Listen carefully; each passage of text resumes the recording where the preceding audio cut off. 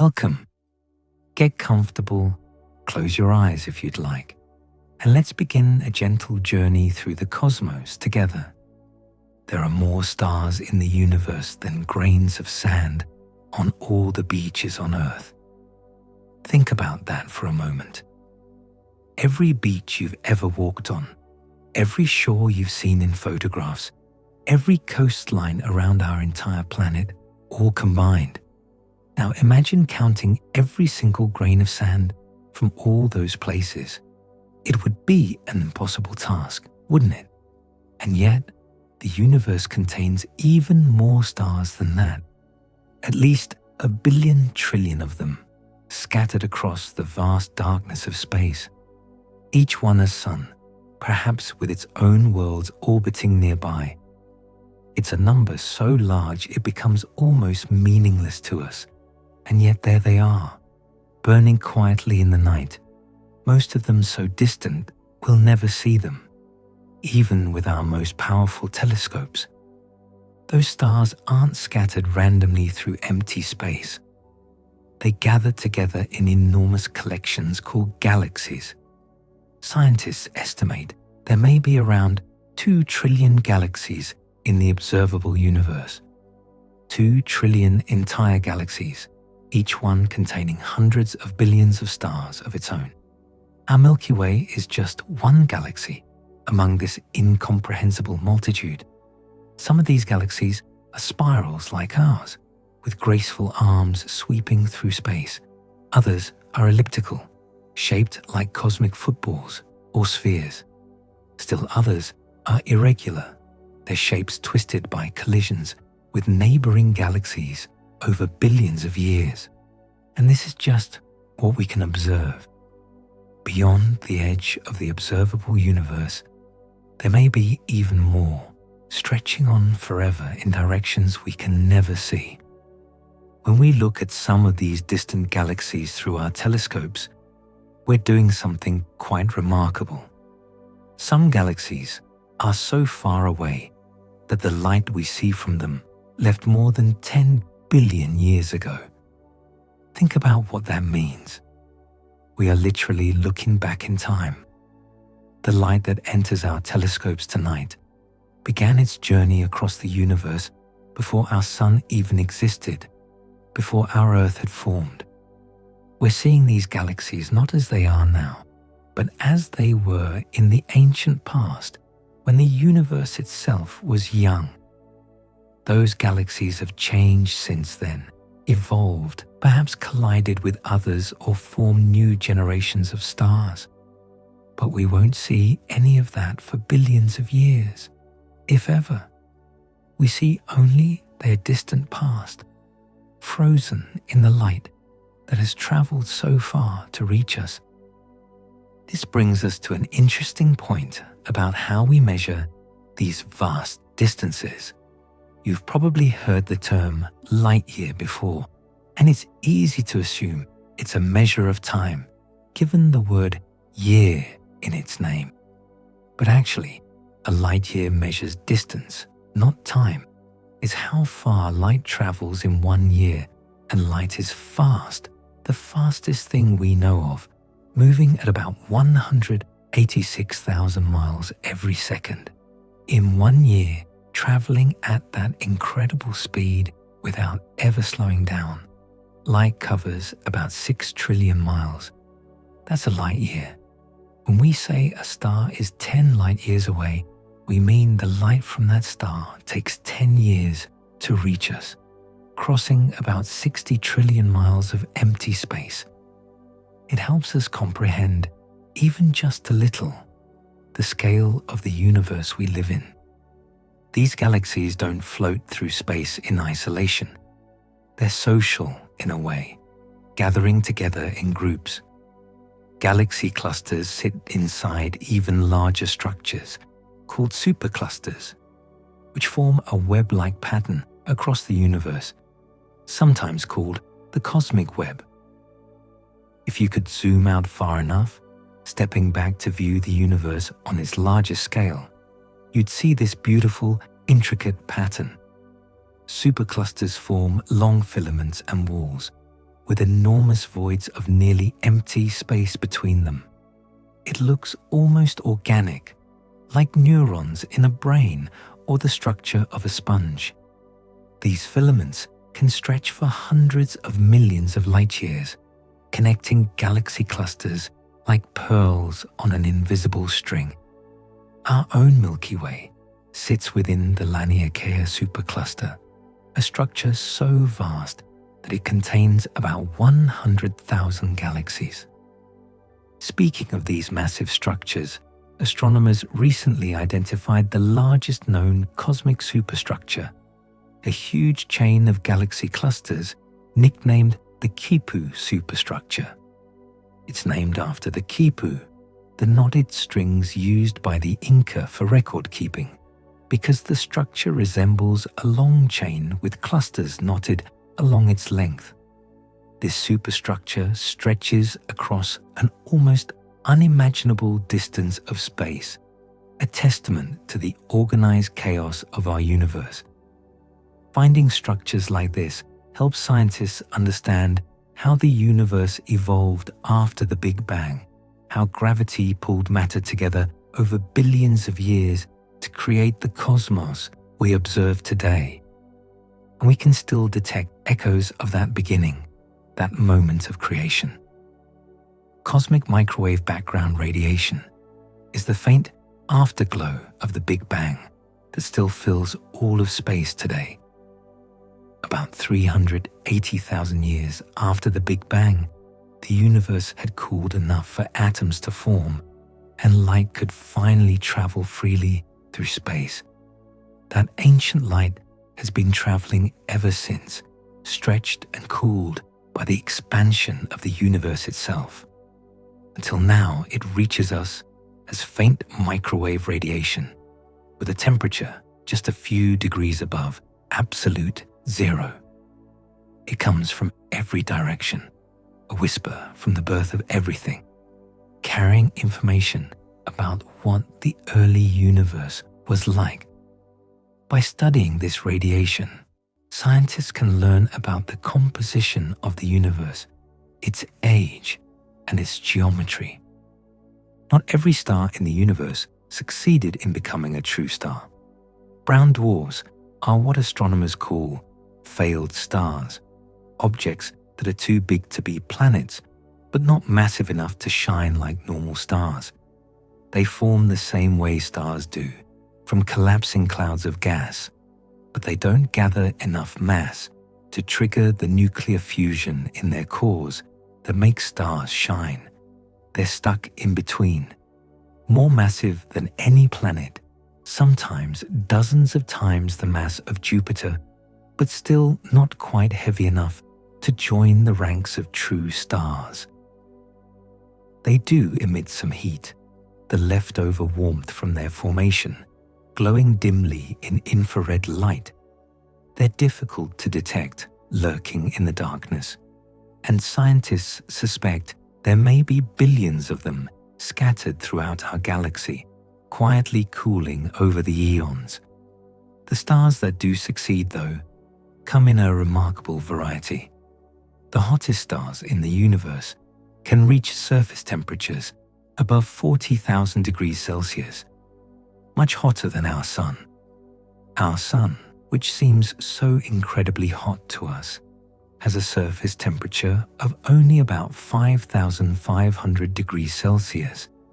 But these massive, brilliant blue stars burn with such intensity that they shine with a harsh blue-white light. They're profligate with their energy, consuming their fuel at a reckless pace.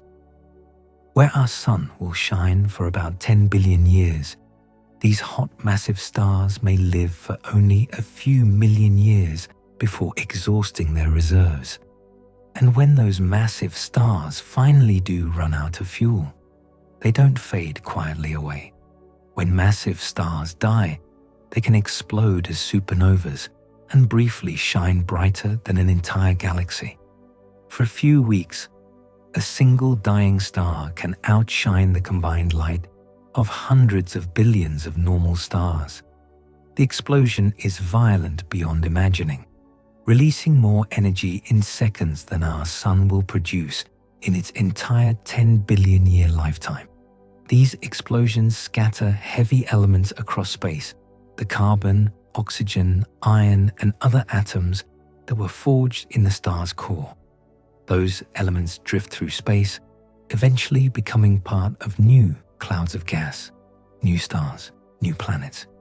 Every atom in your body heavier than hydrogen was created inside a star and scattered by one of these ancient explosions. We are, quite literally, made of stardust. When astronomers look out into space and observe the billions of galaxies scattered across the universe, they notice that galaxies come in different shapes, including spiral, like the Milky Way, elliptical, and irregular. The spiral galaxies are perhaps the most beautiful, with graceful arms that curl outward from a central bulge, like a cosmic pinwheel frozen in slow rotation. These arms are filled with gas and dust, the raw materials for new stars, and they glow with the light of young, hot stars being born. Our own Milky Way is a spiral galaxy. Though we can't step outside it to admire its shape, we see it from within as a band of light stretching across our night sky.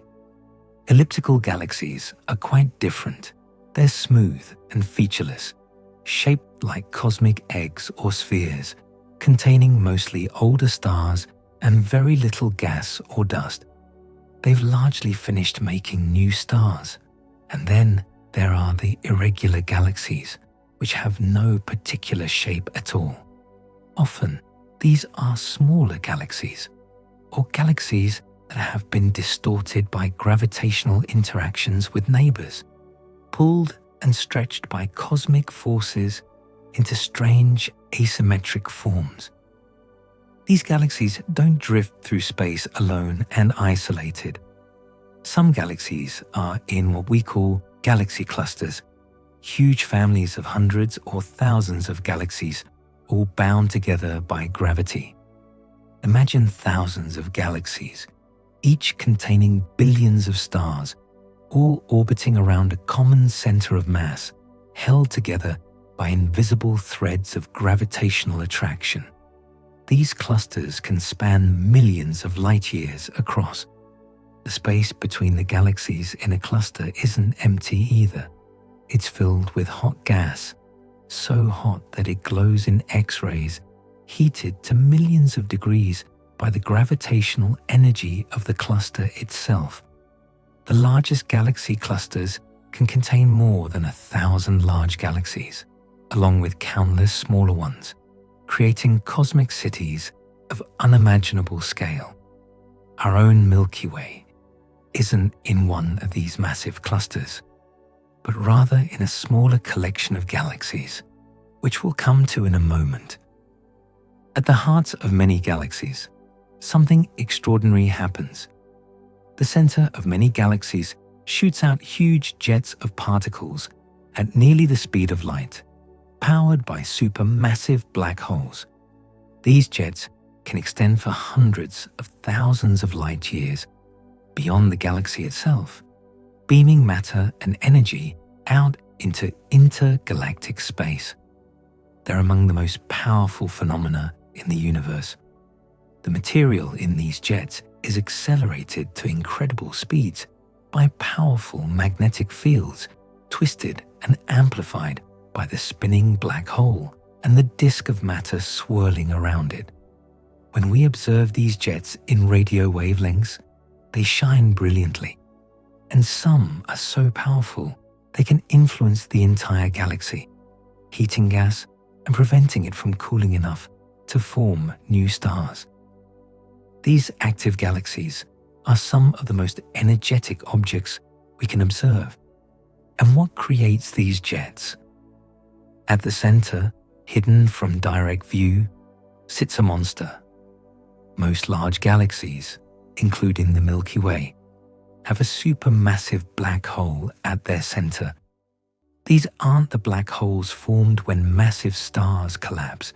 These are far larger, millions or even billions of times the mass of our Sun, compressed into an impossibly small space. We can't see black holes directly, of course, because their gravity is so strong that not even light can escape, but we can see their effects on the matter around them. Stars near the galactic center orbit at tremendous speeds, whipped around by the black hole's gravity. Matter falling toward the black hole heats up and glows brilliantly before crossing the point of no return. These supermassive black holes likely grew over billions of years, feeding on gas and stars or merging with other black holes when galaxies collided. Our own galaxy is no exception. The center of the Milky Way contains a supermassive black hole called Sagittarius A star, pronounced Sagittarius A star. It sits about 26,000 light-years from Earth in the direction of the constellation Sagittarius. Sagittarius A star contains about 4 million times the mass of our Sun, all concentrated in a region smaller than the orbit of Mercury. Astronomers have watched stars orbiting around this invisible point, some taking only a few years to complete their orbits, moving at a significant fraction of the speed of light as they whip around the black hole. In 2022, scientists released the first image of Sagittarius A star, showing the glowing ring of hot gas surrounding the black hole's shadow. It was a remarkable achievement, combining observations from radio telescopes around the world to peer into the heart of our galaxy. The Milky Way, vast as it is, doesn't exist in isolation. The Milky Way belongs to a small group of galaxies called the Local Group, held together by gravity. The Local Group contains about 80 galaxies in total, though most of them are small dwarf galaxies. The three largest members are the Milky Way, the Andromeda Galaxy, and the Triangulum Galaxy. These galaxies and their smaller companions orbit around their common center of mass, a cosmic dance that has been going on for billions of years. Many of the dwarf galaxies orbit the Milky Way like satellites, held captive by our galaxy's gravity. Over time, some of these small galaxies will be consumed, torn apart, and absorbed into the Milky Way, their stars added to our own. It's already happened many times in the past, and the evidence is written in streams of stars stretched across our sky. The largest member of our local group is the Andromeda Galaxy, the nearest large galaxy to the Milky Way, and it's visible from Earth with the naked eye in very dark skies. On a clear, moonless night, far from city lights, you can see it as a faint, fuzzy patch in the constellation Andromeda. You're looking at the combined light of about 1 trillion stars, so distant that the lidar has taken roughly 2.5 million years to reach your eyes. The light you see left Andromeda long before humans existed, when our ancestors were still small, ape-like creatures in Africa. Andromeda is a spiral galaxy like the Milky Way, but somewhat larger, and it's moving toward us. In about 4 billion years, the Milky Way and Andromeda will collide, a slow-motion merger that will reshape both galaxies and eventually create a new, larger elliptical galaxy. The night sky will look very different for any beings alive to witness it. Let's turn our attention to the stars themselves for a moment. We think of our Sun as large, but it's actually quite average. Some stars are so big that if they replaced our Sun, their surface would reach past Jupiter's orbit. These are the red supergiant stars, bloated and enormous in their old age. A star like Betelgeuse or Antares has expanded to hundreds of times the diameter of the Sun. If you could somehow place one of these giants at the center of our solar system, It would swallow Mercury, Venus, Earth, and Mars entirely, and its outer layers would extend beyond the asteroid belt. And yet, despite being so enormous, these stars aren't actually all that massive in terms of their weight. They've simply expanded, their outer layers puffed up and spread thin as the star nears the end of its life. They're slowly shedding their outer layers into space, growing ever larger and more diffuse. Stars can also keep each other company. Some stars orbit each other in triple or even quadruple systems, so a planet there could see 3 or 4 suns in its sky. Imagine a world where sunset means watching 3 suns slowly descend, casting multiple shadows from every object. Binary stars are quite common. In fact, more than half the stars in our galaxy are in binary or multiple systems. But triple and quadruple systems exist too, with complex orbital dances, stars orbiting each other in nested pairs. The sky on a planet in such a system would be spectacular and strange. Depending on the orbital positions, there might be times when all the suns are in the sky at once, creating perpetual daylight, and other times when they set in sequence, creating brief periods of partial darkness. The gravitational interactions in these systems can be chaotic, sometimes ejecting planets from the system entirely, sending them wandering through interstellar space. And finally, among the strangest objects in the cosmos are the remnants of dead stars. Some neutron stars, called pulsars, spin so fast they can rotate hundreds of times every second while beaming out radio waves. Neutron stars are what remain when a massive star explodes as a supernova and its core collapses. All the mass of that core, perhaps 1.5 times the mass of the Sun, gets compressed into a sphere only about 20 kilometers across. The matter is so dense that a teaspoon of it would weigh billions of tons. When these stars form, they're spinning rapidly, and as they collapse, they spin even faster, like a figure skater pulling in their arms.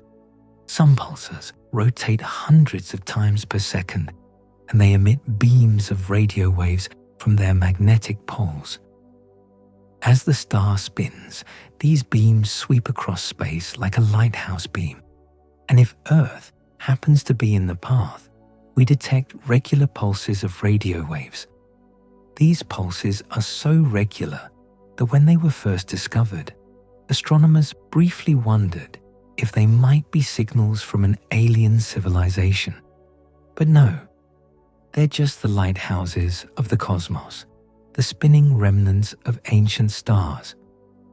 We think of Earth as our home and the solar system as a stable, unchanging neighborhood.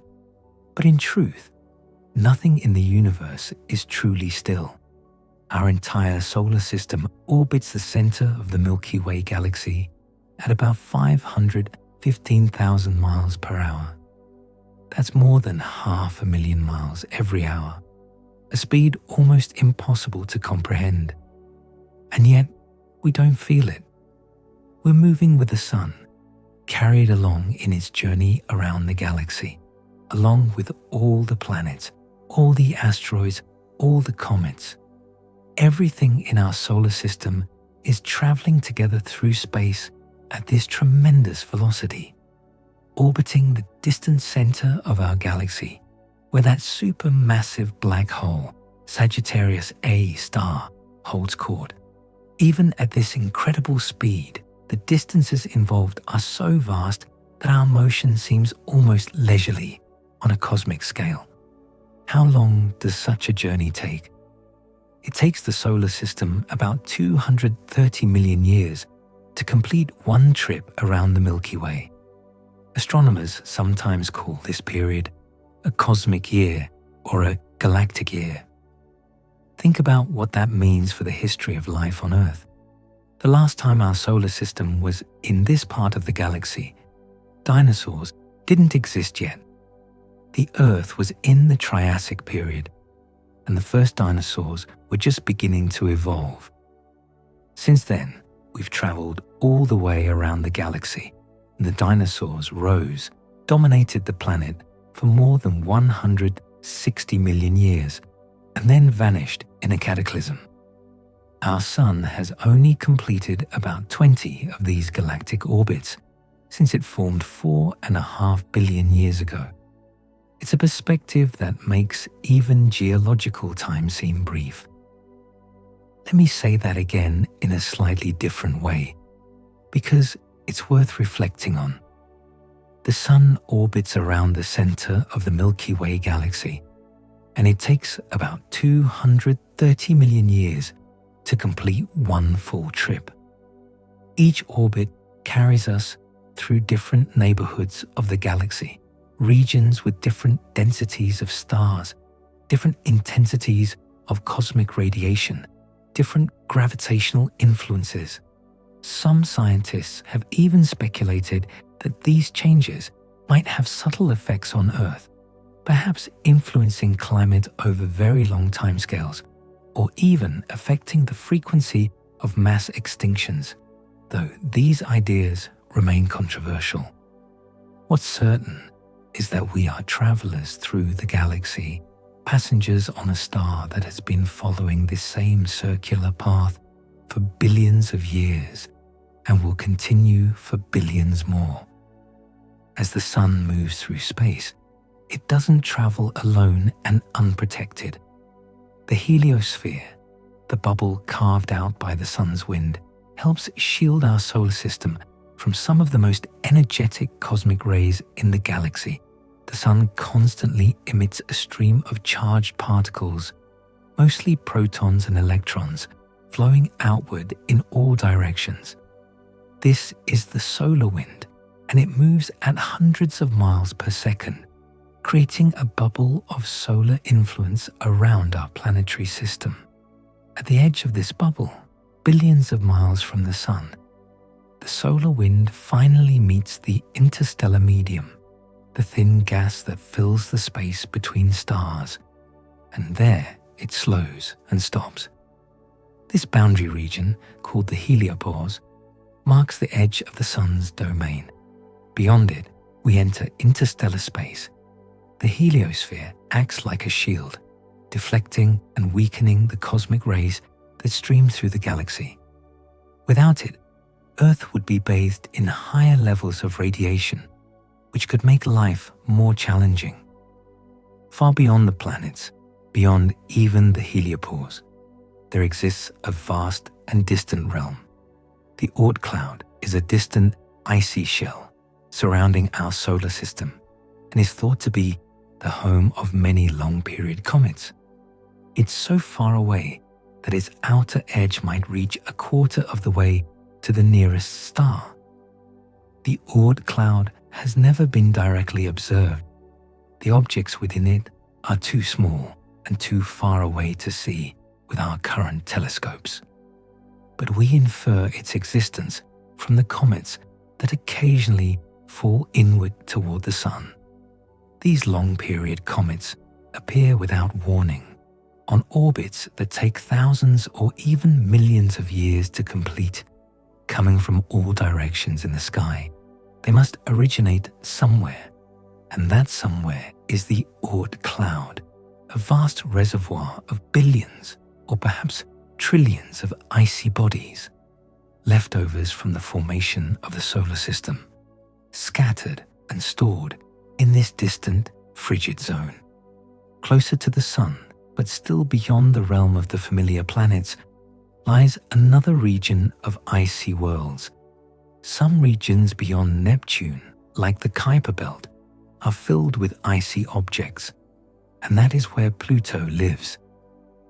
The Kuiper Belt begins just beyond Neptune's orbit, about 30 times farther from the Sun than Earth, and extends outward for billions of miles. It's a vast, donut-shaped region filled with countless frozen worlds, most of them small, many of them dark and distant and unknown. Pluto is the most famous resident of the Kuiper Belt, though it's far from alone. Since Pluto's discovery in 1930, astronomers have found thousands of other Kuiper Belt objects, and we've surely only glimpsed a fraction of what's out there. In fact, Pluto has a lot of company in its distant neighborhood. Many dwarf planets live in the Kuiper Belt, a distant region full of icy objects beyond Neptune. There's Eris, which is roughly the same size as Pluto, and was the discovery that led to Pluto's reclassification as a dwarf planet. There's Makemake and Haumea, which is oddly elongated, shaped somewhat like a cosmic football, probably due to an ancient collision. These worlds are frozen, their surfaces covered in exotic ices, nitrogen, methane, carbon monoxide, substances that would be gases here on Earth, but are frozen solid in the deep cold of the outer solar system. Some of them have moons of their own. They're remnants of the early solar system, preserved in a cosmic freezer for more than 4 billion years. And studying them helps us understand what the solar system was like when it was young. Now let's turn our attention back to the broader universe and a strange phenomenon that helps us see the most distant objects. Gravitational lensing happens when massive objects like galaxy clusters bend light, making more distant galaxies appear stretched or multiplied. Einstein predicted this effect in his theory of general relativity. He showed that gravity isn't just a force pulling objects together. It's a curvature of space itself. Massive objects bend space around them, and light traveling through that bent space follows a curved path.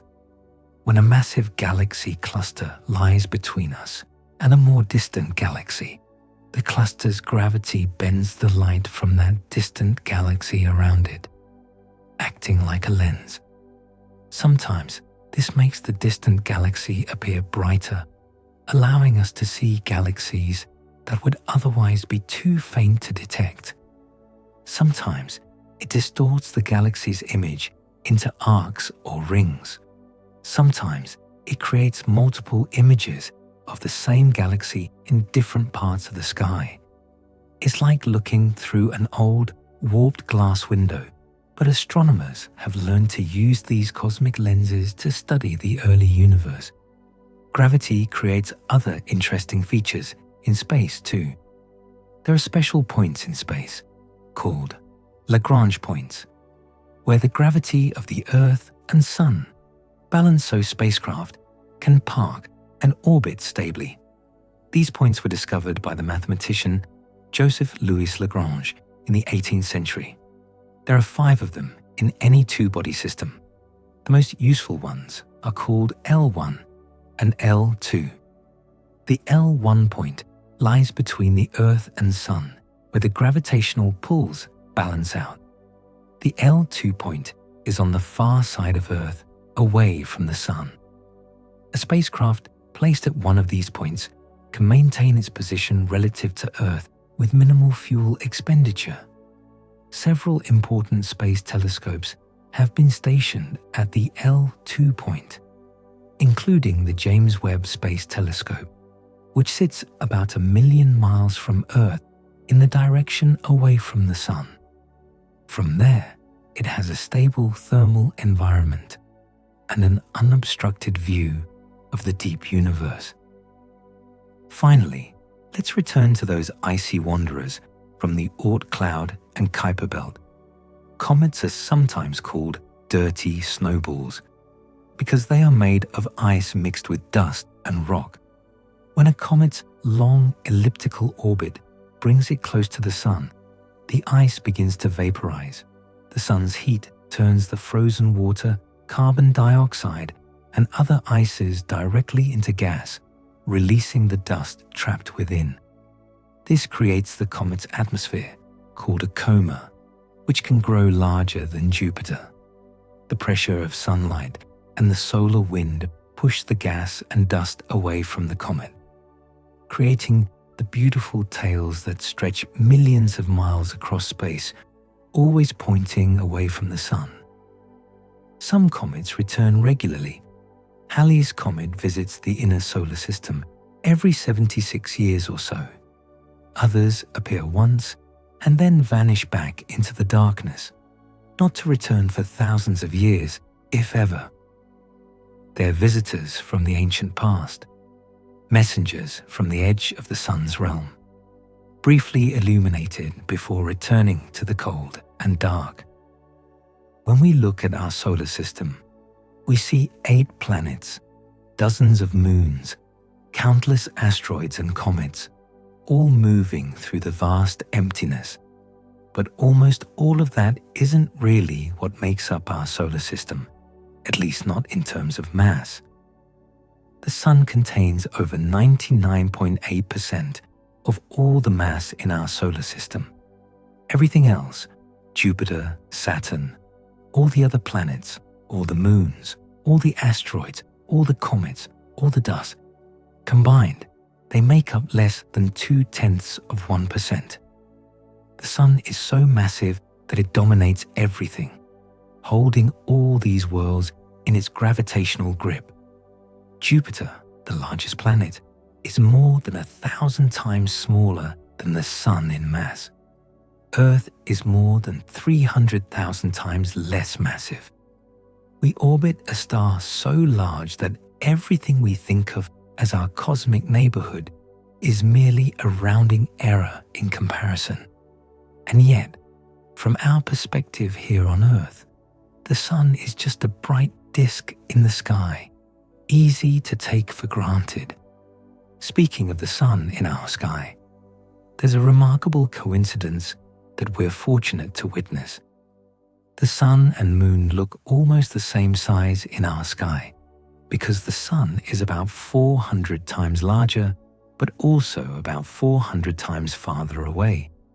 This perfect proportion is just a cosmic accident, a quirk of timing in Earth's history. The Moon is slowly drifting away from Earth, receding at about 1.5 inches per year. In the distant past, it appeared much larger in the sky. In the far future, it will appear smaller. But right now, in this brief window of cosmic time, they match almost perfectly. This is why we can experience total solar eclipses, where the Moon slides in front of the Sun and blocks it completely, revealing the Sun's wispy corona. It's a spectacle that our distant ancestors witnessed and that our distant descendants may not, once the Moon has receded too far to cover the Sun's disk entirely. Scientists today study the Sun more closely than ever before. The International Space Station now has a special instrument that blocks the Sun's glare so it can measure the solar wind's temperature and speed right where it begins. This instrument, called a coronagraph, creates an artificial eclipse, blocking the Sun's bright disk so astronomers can observe the faint corona, the Sun's outer atmosphere. From this vantage point in orbit, above the blurring effects of Earth's atmosphere, scientists can watch the solar wind as it accelerates away from the Sun, studying the mechanisms that heat the corona to millions of degrees and drive particles outward into space. It's part of humanity's ongoing effort to understand our star, to predict its moods and outbursts. This research is more than just academic curiosity. Some missions study the Sun's outer atmosphere and solar wind to better understand space weather that can affect satellites and power grids on Earth. When the Sun releases a powerful burst of energy in a solar flare, or when it ejects a massive cloud of particles in what's called a coronal mass ejection, these events can have real consequences for us. The charged particles can damage satellites, disrupt radio communications, interfere with GPS signals, and in extreme cases, induce currents in power lines that can damage transformers and cause blackouts. In 1859, a massive solar storm called the Carrington Event caused telegraph systems across Europe and North America to fail, and auroras were seen as far south as the Caribbean. If a similar event happened today, in our technology-dependent world, the consequences could be severe. So we watch the sun carefully, trying to predict these storms before they arrive. To study the sun up close, NASA launched one of the most ambitious missions ever conceived. The Parker Solar Probe travels faster than any other spacecraft in history, reaching speeds over 400,000 miles per hour as it skims close to the sun. It's moving so fast that if it were traveling from New York to Los Angeles, the journey would take less than a minute. The spacecraft uses a special heat shield made of carbon composite foam to protect its instruments, enduring temperatures of over 2,500 degrees Fahrenheit as it dives through the sun's corona. With each close approach, called a perihelion, it gets closer to the sun, using gravity assists from Venus to adjust its orbit. The Parker Solar Probe is teaching us about the mechanisms that heat the corona, how the solar wind accelerates, and how energy and heat move through the sun's atmosphere. It's touching the sun in a way no previous mission has. Other missions look outward, to the edge of the sun's influence. Missions that study the edge of our solar system measure how the sun's wind creates a giant bubble called the heliosphere around us. The twin Voyager spacecrafts, launched in 1977, both crossed the heliopause and entered interstellar space, Voyager 1 in 2012 and Voyager 2 in 2018. They sent back data showing the sharp boundary where the solar wind stops and the interstellar medium begins. These elderly spacecraft, now more than 45 years into their missions, are our most distant ambassadors, sending back faint signals from beyond the sun's realm, teaching us about the nature of interstellar space and the protective bubble our sun creates around us. Much closer to home, Earth exists in a region of space that isn't as empty as we might imagine. Earth is constantly hit by tiny micrometeoroids, but most burn up high in the atmosphere as meteors before they can reach the ground. Every day, tons of material from space enters Earth's atmosphere, most of it no larger than grains of sand. These tiny particles, remnants of comets and asteroids, slam into the atmosphere at tremendous speeds, tens of thousands of miles per hour. The friction with the air heats them until they vaporize, creating the brief streaks of light we call shooting stars or meteors. On any clear, dark night, if you're patient, you'll see a few meteors every hour. During meteor showers, when Earth passes through the dusty debris trail left by a comet, you might see dozens per hour, all seeming to radiate from a single point in the sky. It's a beautiful reminder that we live in a solar system, still full of these ancient remnants.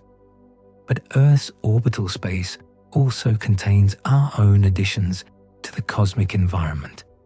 NASA tracks over 20,000 pieces of space junk larger than a softball orbiting Earth, such as old satellites and debris. These are the remnants of our space age, spent rocket stages, defunct satellites, fragments from collisions and explosions.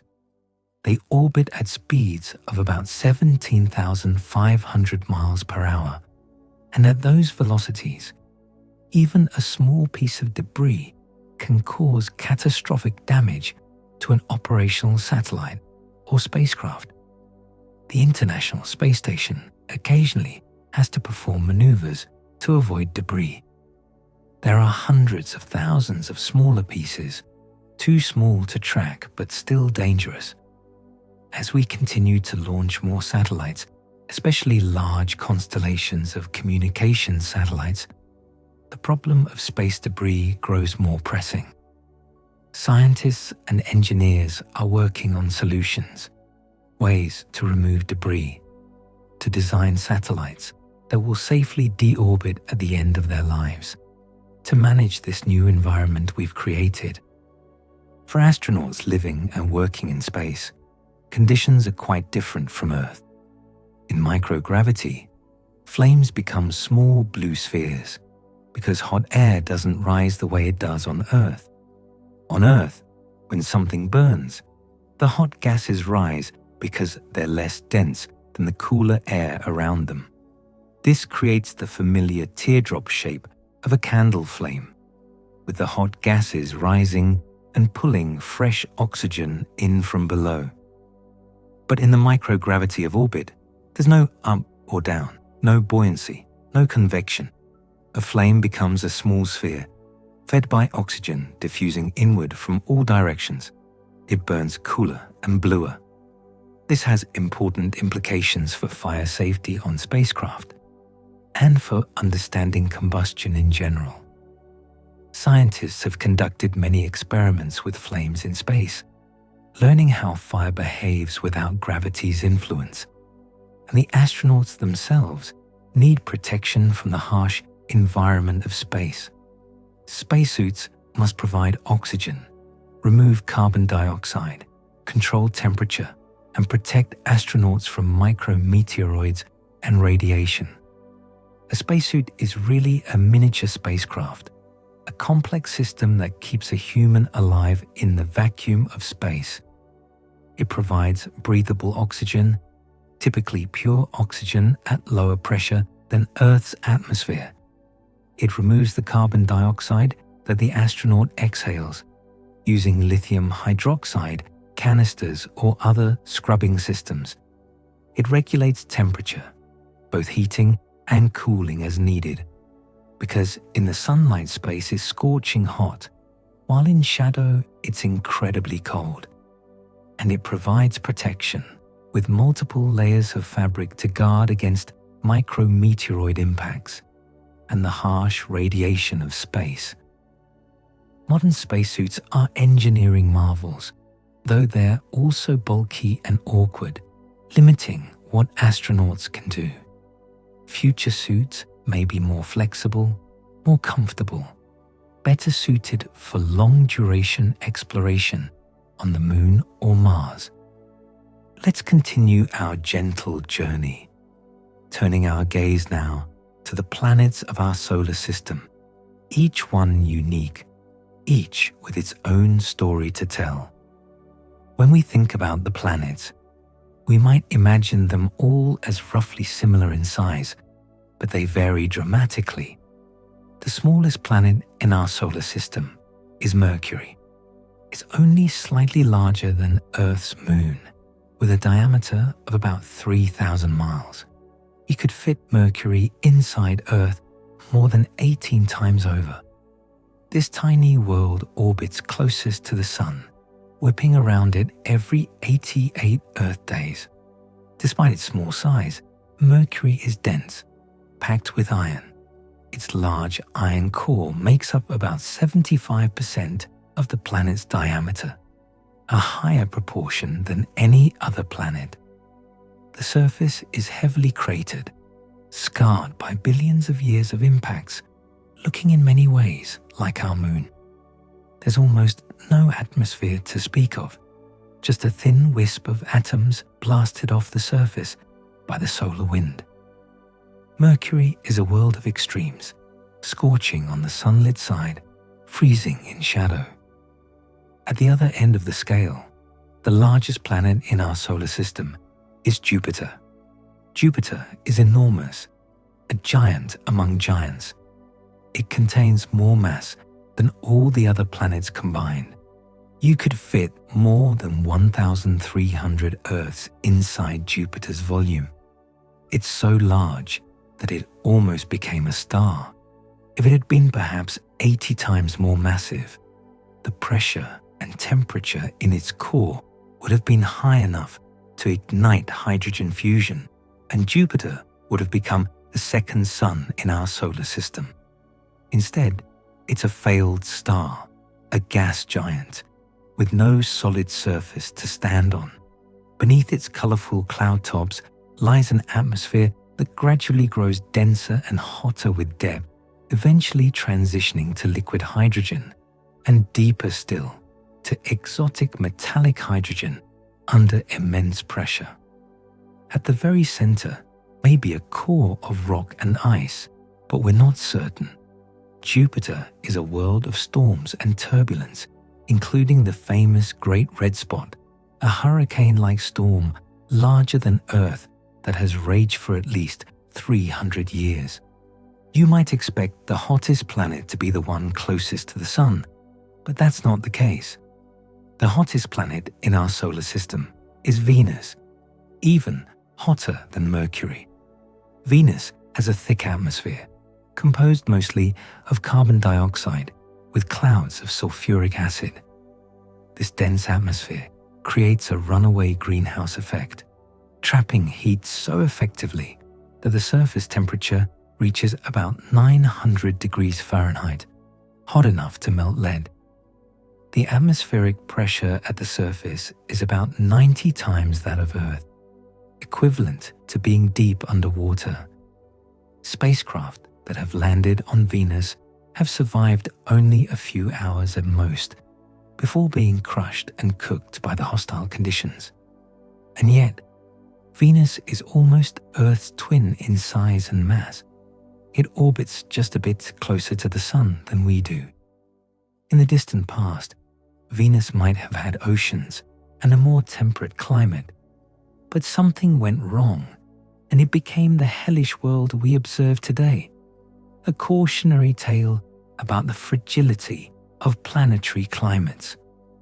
On the opposite end of the temperature spectrum, far from the Sun's warming light, we find the coldest realms of our solar system. The coldest planet in our solar system is Neptune. It orbits 30 times farther from the Sun than Earth does, in the dim, frigid outer reaches of the planetary system. Temperatures in Neptune's upper atmosphere drop to around minus 330 degrees Fahrenheit. Neptune is another gas giant, similar to Uranus, composed mostly of water, methane, and ammonia ices surrounding a rocky core. It's a beautiful blue color caused by methane in its atmosphere absorbing red light.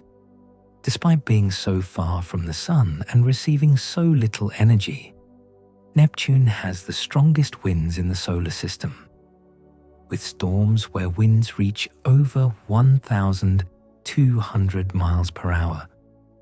How it generates such violent weather with so little solar input remains something of a mystery. Neptune radiates more heat than it receives from the Sun, suggesting it has an internal heat source. Though I should mention, there's some debate about which planet is truly the coldest. Uranus is the coldest planet in the solar system, with average temperatures around minus 220 degrees Celsius. That's minus 364 degrees Fahrenheit, even colder than Neptune in some measurements. Uranus has the coldest planetary atmosphere recorded in the solar system, and unlike Neptune, it doesn't seem to have a significant internal heat source. It radiates very little heat compared to what it receives from the Sun. Uranus is also unusual in another way. It's tipped on its side. While most planets spin roughly upright as they orbit the Sun, Uranus rotates almost at a right angle to its orbital plane, as if it's rolling around the Sun like a ball. Some ancient collision probably knocked it over billions of years ago, and it's remained tilted ever since. This gives Uranus extreme seasons. Each pole gets about 42 years of continuous sunlight, followed by 42 years of darkness. When most people think of planetary rings, they think of Saturn. But here's something that might surprise you. Every giant planet in our solar system, Jupiter, Saturn, Uranus, and Neptune, has rings. Not just Saturn. Jupiter's rings are faint and tenuous, made mostly of dark dust knocked off its innermost moons by micrometeoroid impacts. Uranus has a system of narrow dark rings discovered in 1977 when astronomers watched a star pass behind Uranus and saw it blink on and off as the rings blocked the light. Neptune also has rings, faint arcs, and bands of material. But none of these compare to Saturn's magnificent ring system, which is by far the most extensive and visible. Saturn's rings are so bright and prominent that they were discovered by Galileo in 1610, though he didn't understand what he was seeing with his primitive telescope. Those spectacular rings of Saturn have fascinated us for centuries. Saturn's rings are made almost entirely of tiny pieces of water ice. Each ring particle is an independent little moon, ranging in size from grains of sand to boulders the size of houses, all orbiting Saturn in a vast flat disk. The rings are incredibly thin, in some places only 30 feet thick, but they span more than 170,000 miles from edge to edge. Sunlight glinting off all that ice makes the rings brilliant and beautiful. We're still not entirely sure how old the rings are.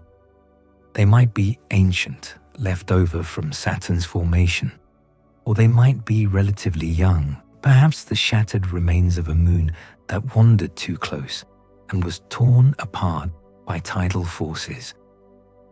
The Cassini spacecraft, which orbited Saturn for 13 years, taught us more about the rings than we ever knew before, revealing their structure in exquisite detail before plunging into Saturn's atmosphere in 2017. Looking at our solar system, most of the planets have moons, sometimes dozens of them, but not all do. Mercury and Venus are the only planets in our solar system with no moons. Mercury probably can't hold onto a moon because it orbits so close to the Sun. The Sun's gravity would pull any potential moon away or destabilize its orbit. Venus is more of a mystery. It's farther from the Sun and should be able to retain a moon if it had one. Perhaps Venus never captured a moon, or perhaps it once had one and lost it in some ancient catastrophe. We don't really know. Earth has one large moon, formed in a giant impact early in Earth's history. Mars has two tiny moons, probably captured asteroids, and the giant planets have extensive systems of moons, from Jupiter's 4 large Galilean moons to Saturn's 60-plus satellites. Our Earth is special in many ways, but one of the most important is water. Earth is the only known planet where liquid water exists on the surface, in large oceans, lakes, and rivers. Water covers more than 70% of Earth's surface. This liquid water is essential to life as we know it. Other worlds have water. There's ice on Mars, vast subsurface oceans on moons like Europa and Enceladus, water vapor in the atmospheres of the gas giants. But nowhere else do we find standing bodies of liquid water open to the sky. Earth exists in what astronomers call the habitable zone, the region around the Sun where temperatures allow water to remain liquid. Too close, like Venus, and it boils away. Too far, like Mars, and it freezes. Earth is just right, though it also needed the right mass to hold on to an atmosphere, the right chemistry to create oceans, and perhaps some luck in how it evolved. Finally, Let's visit that red world, our neighbor in the night sky. Mars looks red because its surface is covered with iron oxide, which is basically rust. The Martian soil is rich in iron, and over billions of years, that iron has oxidized, reacted with oxygen to form iron oxide, the same substance that makes rust red on Earth. This rusty dust covers much of the planet, and winds lift it into the atmosphere, giving even the Martian sky a reddish hue. Mars is a cold, dry desert world today, but it wasn't always so. Ancient river valleys and lake beds testify to a wetter past when liquid water flowed across the surface. Where that water went, and whether life ever emerged in those ancient Martian seas, are questions we're still working to answer. Rovers and orbiters continue to explore Mars, searching for clues to its past and hope for its future. Let these worlds drift through your thoughts as you settle deeper into rest, each planet a different expression of the same cosmic dance. Let's drift onward through our exploration of the solar system, turning our attention now to the moons and smaller worlds that accompany the planets. When we look up at Earth's moon in the night sky, it seems large and luminous, our constant companion, and it is indeed substantial. Earth's moon is actually bigger than the dwarf planet Pluto. Our moon has a diameter of about 2,159 miles, while Pluto measures only about 1,476 miles across. Think about that for a moment. The object we see every night hanging in our sky is larger than what was once considered the ninth planet. This comparison helps us understand why Pluto was eventually reclassified as a dwarf planet. Size isn't the only consideration, of course. Pluto's orbit is unusual, tilted and elongated, and it hasn't cleared its orbital neighborhood of other objects sharing the Kuiper Belt with thousands of similar icy worlds. But still, it's remarkable to think that our moon, formed from a catastrophic collision early in Earth's history, outmeasures this distant world at the edge of the planetary system. And our moon isn't even the largest moon in the solar system. That honor belongs to another world. Jupiter's moon Ganymede is the largest moon in the solar system and is even bigger than the planet Mercury. Ganymede has a diameter of about 3,270 miles, making it larger than Mercury and much larger than Pluto. If Ganymede orbited the Sun instead of Jupiter, we'd certainly call it a planet. It's a fascinating world in its own right. Ganymede is the only moon known to have its own magnetic field, generated by a liquid iron core beneath its icy surface. The surface itself is divided into two main types of terrain: dark, ancient, heavily cratered regions, and lighter, younger areas marked by grooves and ridges where tectonic forces have reshaped the ice. Beneath the surface, scientists believe Ganymede harbors a subsurface ocean of liquid water, sandwiched between layers of ice, perhaps containing more water than all of Earth's oceans combined. Ganymede isn't the only moon of Jupiter that might have an ocean. Europa, a moon of Jupiter, likely has a global ocean of liquid water beneath its icy crust.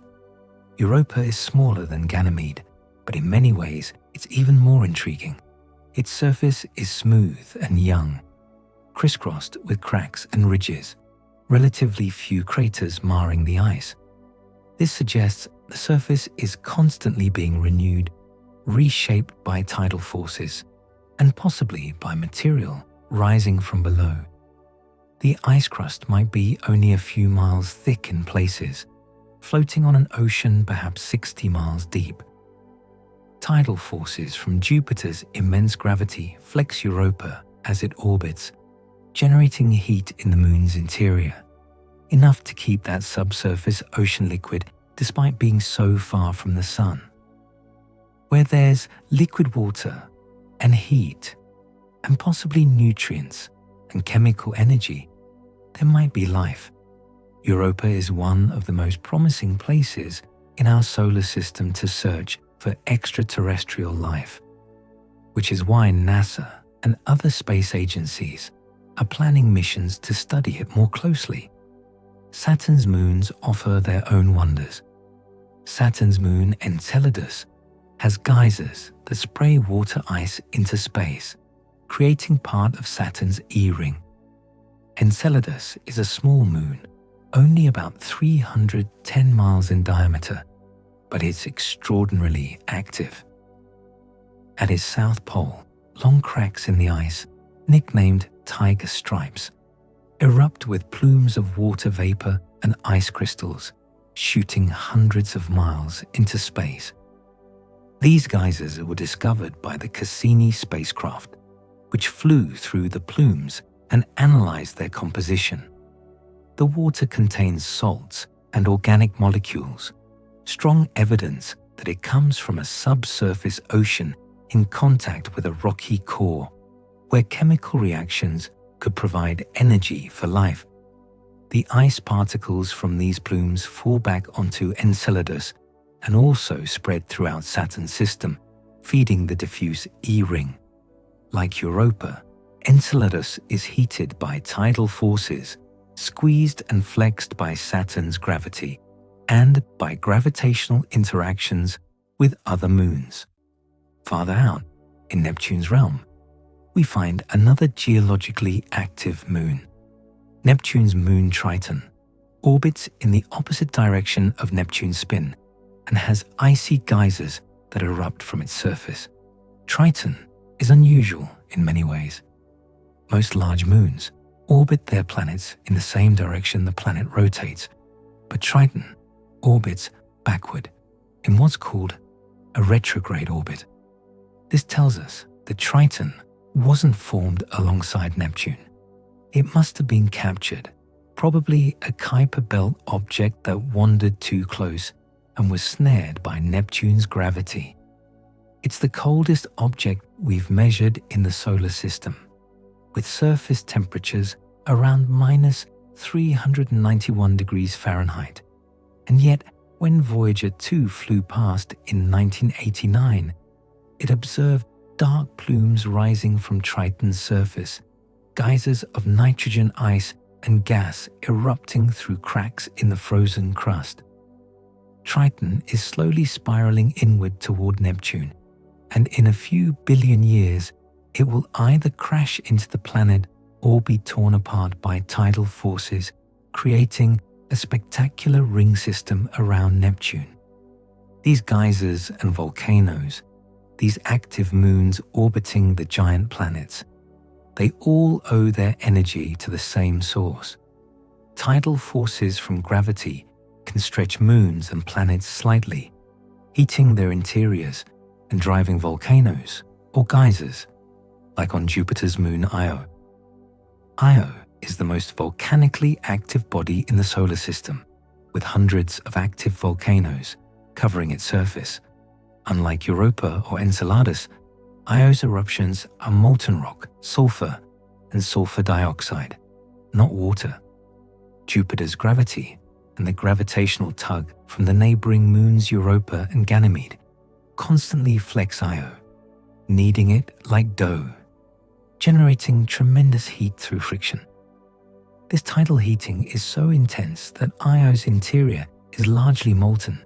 The surface is constantly renewed by volcanic flows, making Io a colorful alien world of yellows, oranges, reds, and blacks, painted by sulfur compounds. In images, Io looks almost like a pizza, splotched with volcanic features. Returning to the smaller worlds, the dwarf planets scattered through our solar system, we should take a moment to name them all. There are 5 officially recognized dwarf planets in our solar system: Pluto, Eris, Haumea, Makemake, and Ceres. Pluto, of course, is the most famous, the former 9th planet. Eris is similar in size to Pluto and orbits even farther out, in the scattered disk beyond the Kuiper belt. Its discovery in 2005 was what prompted astronomers to finally define what a planet is, leading to Pluto's reclassification.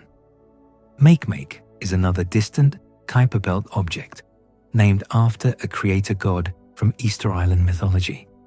And then there's Haumea and Ceres, each unusual in their own ways. Haumea is particularly strange. The dwarf planet Haumea spins so fast that it is stretched into a shape more like a football than a sphere. It completes one rotation in less than 4 hours, faster than any other known large object in the solar system. This rapid spin, combined with a collision in the distant past that shattered parts of Haumea and created a family of smaller objects around it, has stretched Haumea into an elongated ellipsoid. It's roughly twice as long as it is wide. Haumea also has a ring system, discovered in 2017, making it even more peculiar. It's a reminder that the objects in our solar system come in all shapes and sizes, and that dynamics and history shape these worlds in unexpected ways. Ceres is different from the other dwarf planets because it lives in the asteroid belt between Mars and Jupiter. The dwarf planet Ceres in the asteroid belt shows bright salt deposits from ancient salty water that reached its surface. Ceres is the largest object in the asteroid belt, but it's also the smallest of the recognized dwarf planets. NASA's Dawn spacecraft orbited Ceres from 2015 to 2018, mapping its surface in detail. The images revealed bright spots inside several craters, which turned out to be deposits of sodium carbonate and other salts, left behind when briny water from the interior percolated up through cracks and then evaporated or sublimated. This suggests that Ceres, like some of the icy moons, may have had or still has a subsurface reservoir of liquid water. It's a tiny, frozen world, but one with a surprisingly complex and active past. And finally, let's return to Pluto, that distant, icy world that captured our imaginations for so long. Pluto has 5 known moons, even though it is a dwarf planet. The largest, Charon, is so big relative to Pluto that the two are sometimes considered a double planet, orbiting a common center of mass located in the space between them. Charon is about half Pluto's diameter, unusually large for a moon. The other 4 moons, Nix, Hydra, Kerberos, and Styx, are much smaller, irregular chunks of ice, probably debris from the same ancient collision that created Charon. The New Horizons spacecraft, which flew past Pluto in 2015, revealed a world far more complex and beautiful than anyone expected. Pluto has towering mountains made of water ice, vast plains of frozen nitrogen, a hazy blue atmosphere, and a giant heart-shaped feature that has become iconic. It's a world that surprised us, reminding us that even at the frozen edge of the solar system, worlds can be dynamic, varied, and wondrous. Rest now and dream of these distant moons and worlds, each one a mystery waiting to be explored. Let's continue our peaceful journey, turning our attention now to the smaller wanderers of the solar system and the exotic worlds beyond. Space is filled with rocks and debris, remnants from the formation of the solar system billions of years ago. An asteroid about the size of a car enters Earth's atmosphere roughly once a year, but it usually burns up before reaching the ground. These small asteroids perhaps 10 feet across, slam into the upper atmosphere at tremendous speeds, tens of thousands of miles per hour. The friction with the air heats them to incandescence, and they vaporize high above our heads, creating brilliant fireballs that briefly light up the sky. Most of the time, these events go unnoticed, happening over the ocean or uninhabited areas, or during daylight when they're invisible against the bright sky. Occasionally, someone captures one on a dashboard camera or a security camera, a brilliant meteor streaking across the frame. Very rarely, a fragment survives to reach the ground as a meteorite, but for the most part, Earth's atmosphere protects us, burning up these cosmic visitors before they can cause any harm. Asteroids themselves are fascinating worlds in miniature. The highest known mountain in the solar system may be on the asteroid Vesta, rising about 22 kilometers tall. That's more than twice the height of Mount Everest, and it's on a world only about 325 miles in diameter. This enormous mountain, part of a feature called Rhea Silvia, is actually the central peak of a giant impact crater that dominates Vesta's southern hemisphere. Some ancient collision, powerful enough that it nearly shattered Vesta completely, created this crater and thrust up this central peak. The impact also ejected debris that formed a family of smaller asteroids, and some of that debris has even reached Earth as meteorites. NASA's Dawn spacecraft orbited Vesta for over a year, mapping this battered little world in detail, revealing a complex history written in craters and canyons. Asteroids can behave in unexpected ways. A new ultra-fast spinning asteroid named 2025 MMN45 was found with a rotation period of just 15.8 seconds, making it one of the fastest spinning asteroids ever seen. Imagine a chunk of rock and metal tumbling through space, completing a full rotation in less than 16 seconds. It's spinning so fast that if it were just a pile of loose rubble held together weakly by gravity, it would fly apart. This tells us that 2025 MMN45 must be a solid, coherent piece of rock, a monolith rather than a rubble pile. Discovering asteroids like this helps scientists understand the internal structure and composition of these small bodies. And this isn't the only such discovery. Several other newly found asteroids, hundreds of meters wide, spin in less than 4 minutes, far faster than typical asteroids of that size. For decades, astronomers thought there was a spin barrier for asteroids of this size. Objects a few hundred meters across were thought to be rubble piles, loose collections of debris held together by weak gravity.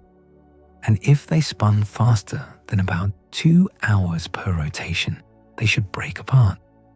But these new discoveries challenge that assumption. Either these asteroids are solid rock, not rubble piles, or they're held together by forces we don't fully understand. Perhaps cohesion between dust grains on the surface. It's a reminder that even in our own cosmic backyard, there are still surprises waiting to be found. Some asteroids have strange shapes, the result of collisions or formation processes we're still working to understand. Spacecraft have flown by and photographed asteroids that are actually two bodies stuck together, called contact binaries. These look like cosmic peanuts or snowmen, two lobes connected by a narrow neck. The asteroid Itokawa, visited by Japan's Hayabusa spacecraft, is one example. The asteroid Arakoth, visited by New Horizons after its Pluto flyby, is another. looking like two pancakes gently stuck together. These contact binaries probably formed when two separate objects collided at very low speed, too slowly to shatter, and simply merged. Or perhaps they're the result of a single object that split apart and then the pieces drifted back together. They're strange, beautiful shapes, unlike anything we see on larger worlds where gravity would pull them into spheres. Turning from asteroids to comets, those icy visitors from the outer solar system, there's one comet in particular that has fascinated humanity for millennia. We will not see Halley's Comet from Earth again until the year 2061. Halley's Comet is the most famous of all comets, appearing every 75 to 76 years as it loops through the inner solar system. It last appeared in 1986, when spacecraft from several nations flew past it and studied it up close. Before that, it appeared in 1910, causing both excitement and panic when some worried that Earth might pass through the comet's tail. Before that, 1835, witnessed by Mark Twain, who was born during that apparition and famously said he expected to go out with the comet too, which he did, dying in 1910 when it returned. Halley's Comet has been recorded in historical documents for more than 2,000 years, appearing in Chinese records, European chronicles, and the Bayeux Tapestry.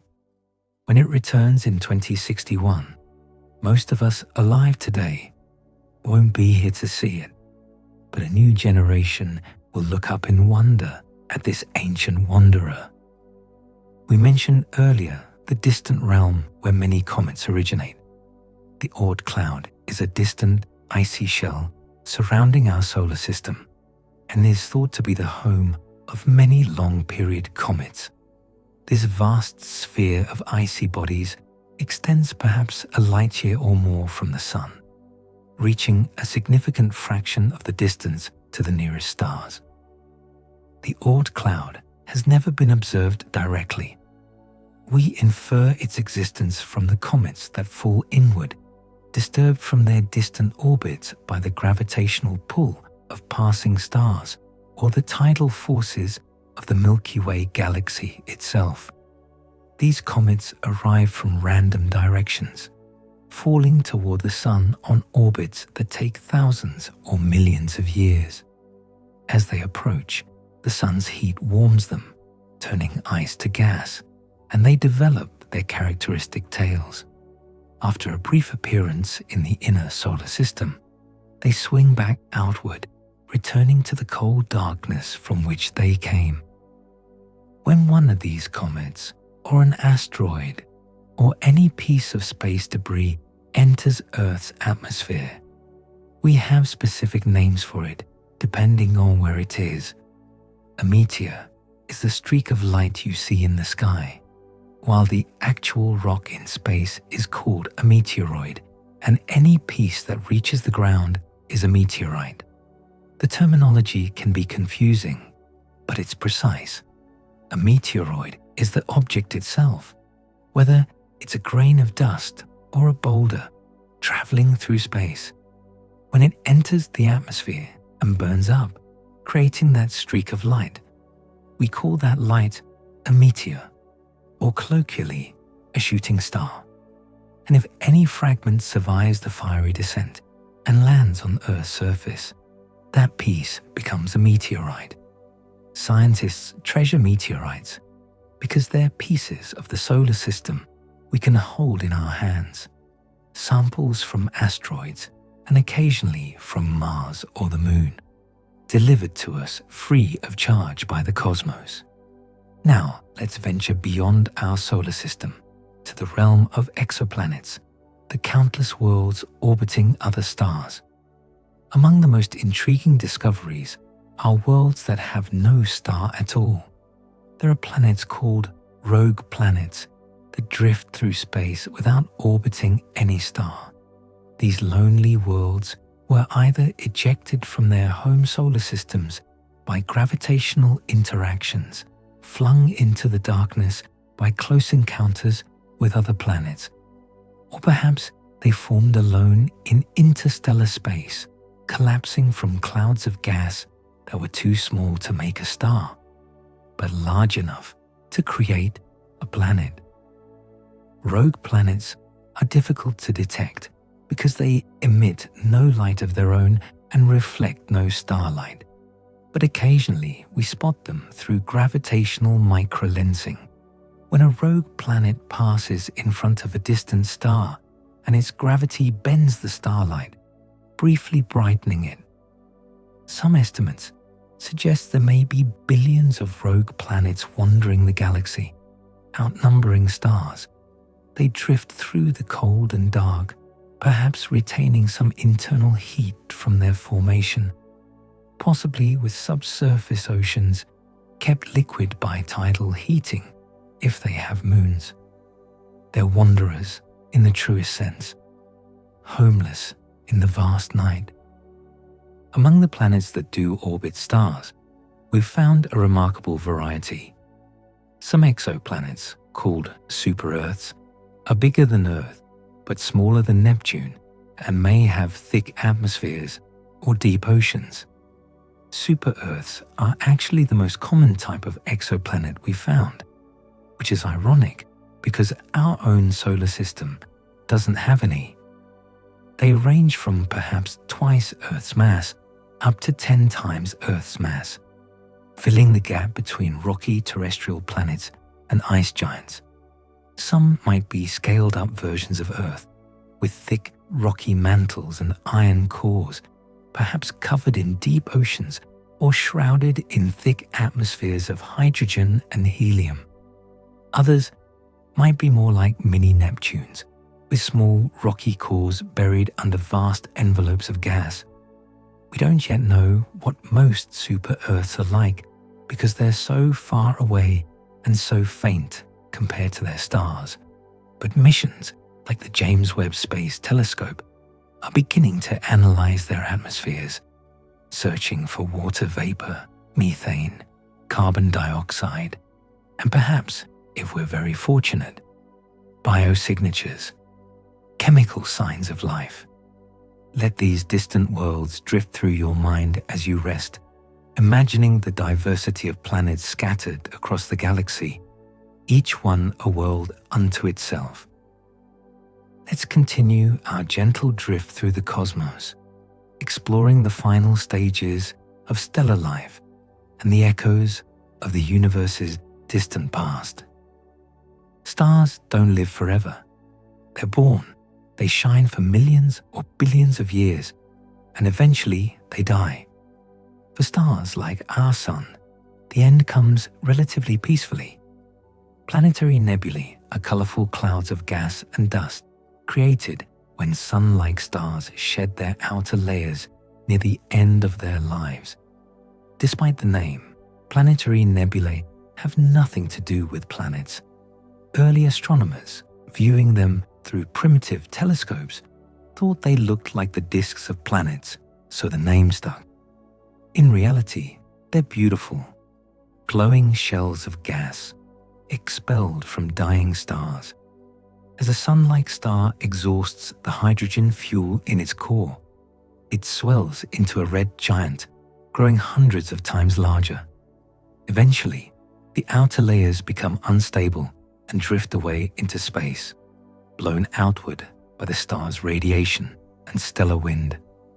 What's left behind at the center is the hot, exposed core of the star, which illuminates the expanding shell of gas, causing it to glow in brilliant colors. Reds from hydrogen, greens from oxygen, blues from helium. These nebulae are ephemeral, lasting only a few tens of thousands of years, before fading and dispersing into the interstellar medium. At the heart of each planetary nebula sits the remnant of the star that created it. White dwarf stars are Earth-sized stellar cores left over after sun-like stars die. yet they can contain about half the Sun's mass packed into that tiny volume. Imagine compressing half the mass of the Sun into a sphere about the size of Earth. The density is almost incomprehensible. A teaspoon of white dwarf material would weigh tons.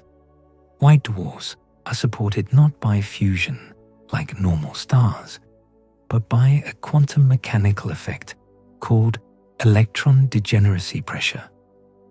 The electrons are packed so tightly that they resist being compressed any further. White dwarfs are incredibly hot when they first form, with surface temperatures of 100,000 degrees or more, but they have no internal source of energy, so they gradually cool over billions of years, fading slowly toward darkness. Our Sun will become a white dwarf someday, about 5 billion years from now, after swelling to engulf the inner planets and then shedding its outer layers.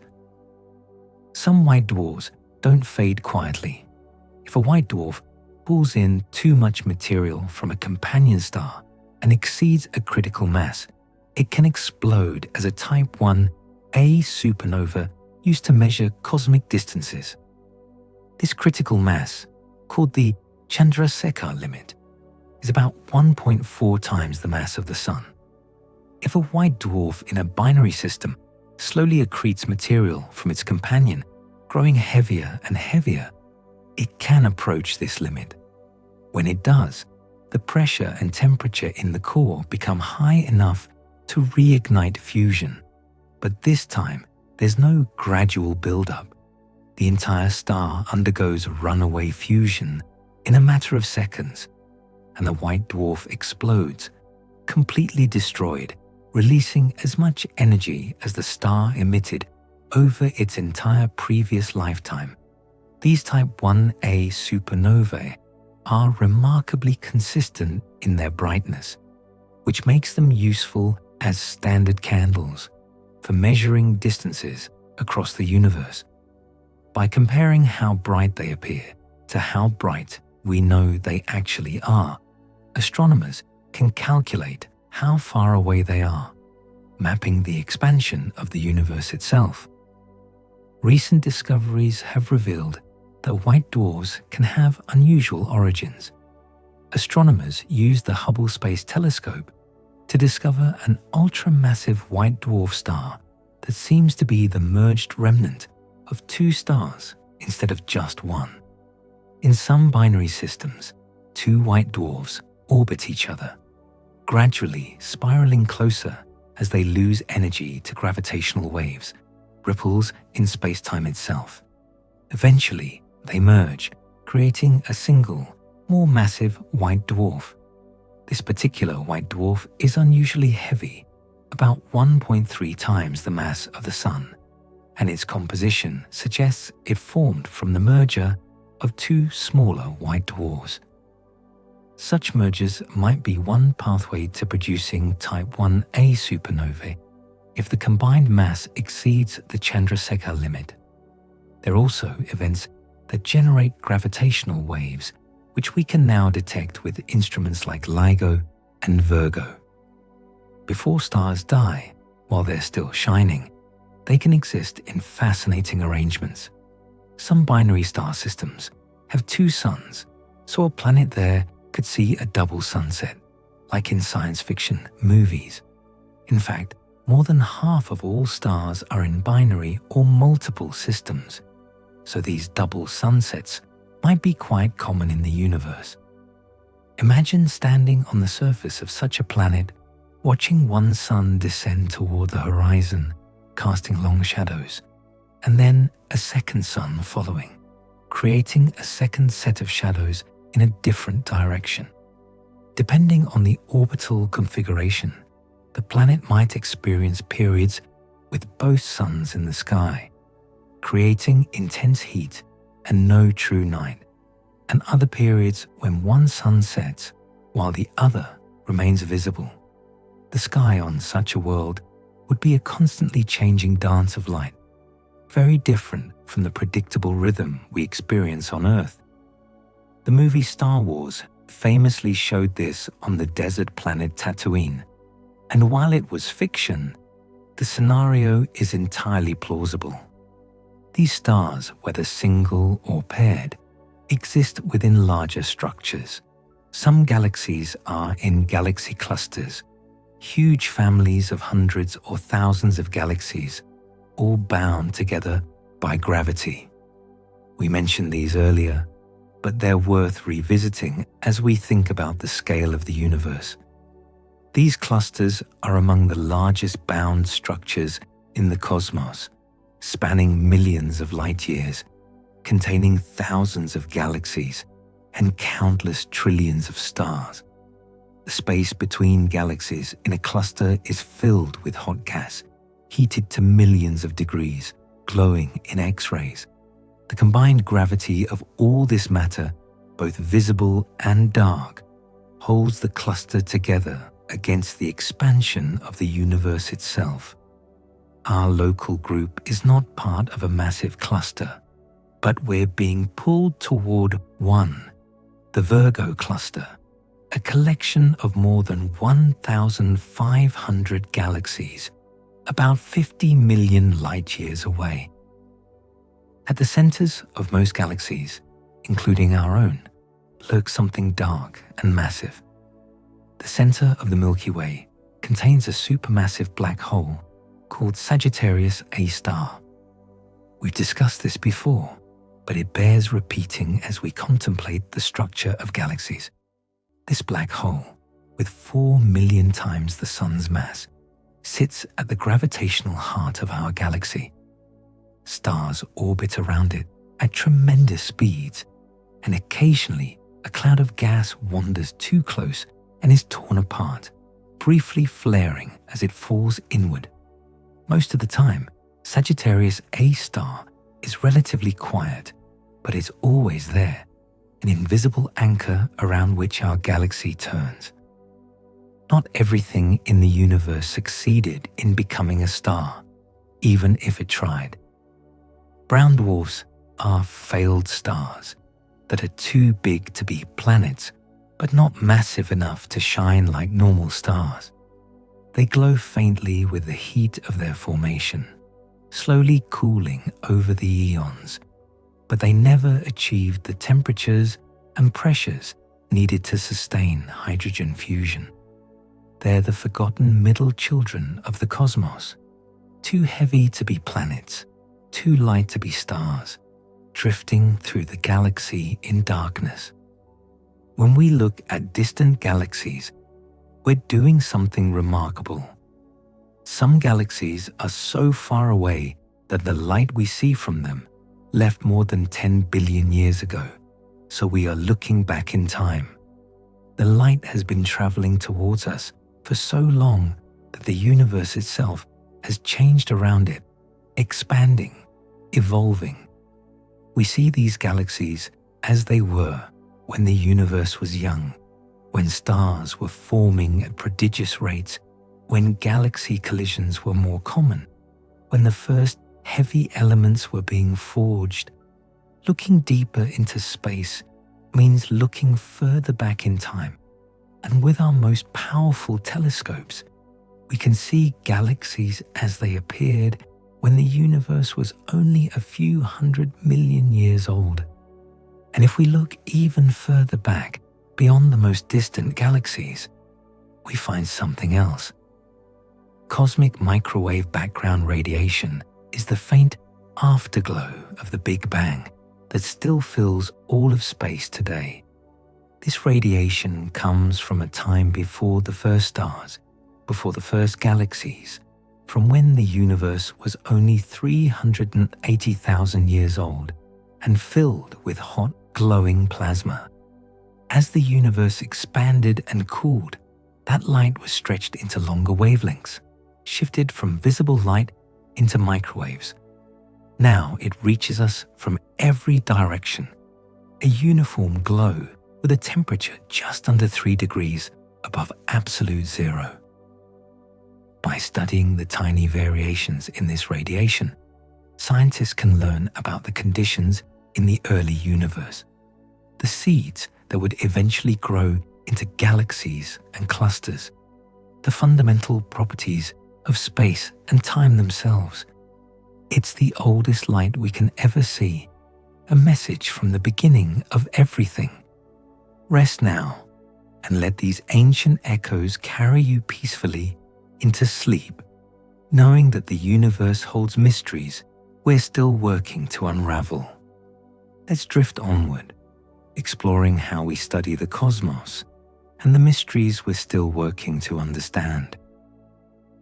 Humanity's ability to explore the universe has grown tremendously in recent decades, thanks to remarkable advances in technology. The James Webb Space Telescope can detect the atmospheres of distant exoplanets and look for gases like water vapor and methane. Launched in late 2021, James Webb orbits the Sun about 1 million miles from Earth at that stable Lagrange point we mentioned earlier. Its enormous mirror, made of gold-coated beryllium segments, collects infrared light from the cosmos. When an exoplanet passes in front of its star, some of the star's light filters through the planet's atmosphere before reaching us. By comparing the spectrum of light during the transit to the light when the planet isn't in the way, astronomers can identify which wavelengths are absorbed by gases in the atmosphere. Water vapor, methane, carbon dioxide, each leaves its own distinctive fingerprint in the spectrum. James Webb has already detected water vapor and clouds in the atmospheres of several exoplanets, and scientists are analyzing the data from many more, searching for the chemical signatures that might indicate life. Studying exoplanets is challenging because stars are so much brighter than the planets orbiting them. Space telescopes can block a star's bright light with special instruments so they can directly photograph planets orbiting that star. These instruments, called coronagraphs, work much like holding up your hand to block the sun so you can see the landscape around it. Inside the telescope, a carefully shaped mask blocks the star's light, creating an artificial eclipse that reveals the much fainter light reflected by planets nearby. It's an extraordinary technical achievement. The planets are millions of times fainter than their stars, and they're separated by angles smaller than 1,000th of a degree.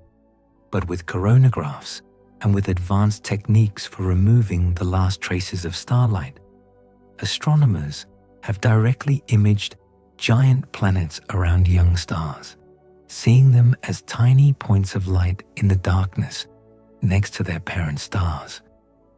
Other missions focus not on distant planets, but on the space between the stars in our own galaxy. Some observatories map the entire sky in infrared light to search for organic molecules, ingredients for life, between the stars. The interstellar medium, the thin gas and dust that fills the space between stars, is surprisingly rich in complex chemistry. Astronomers have identified more than 200 different molecules in interstellar clouds, including water, ammonia, methanol, and even amino acids, the building blocks of proteins. Infrared observations can penetrate the dust that obscures visible light, revealing the cold, dark clouds where new stars are forming and where these organic molecules concentrate. Understanding this chemistry helps us understand how the raw materials for life are distributed throughout the galaxy, and how they might have been delivered to the early Earth by comets and asteroids. The search for exoplanets is accelerating. New space telescopes launching this decade are expected to discover tens of thousands of new exoplanets. Missions like the European Space Agency's Plato, planned for launch later this decade, will monitor hundreds of thousands of stars simultaneously, watching for the slight dimming that occurs when a planet transits in front of its star. Each discovery adds to our understanding of how common planets are, what types exist, and how they form. We've already found more than 5,000 confirmed exoplanets, with thousands more candidates awaiting confirmation. We know now that planets are common, that most stars have them, and that they come in astonishing variety.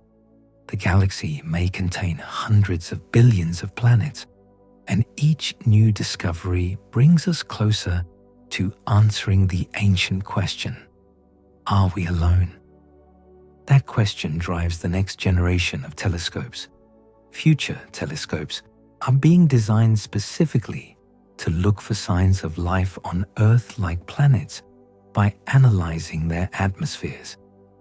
Projects like the proposed Habitable Worlds Observatory aim to directly image Earth-sized planets in the habitable zones of nearby Sun-like stars and study their atmospheres in detail.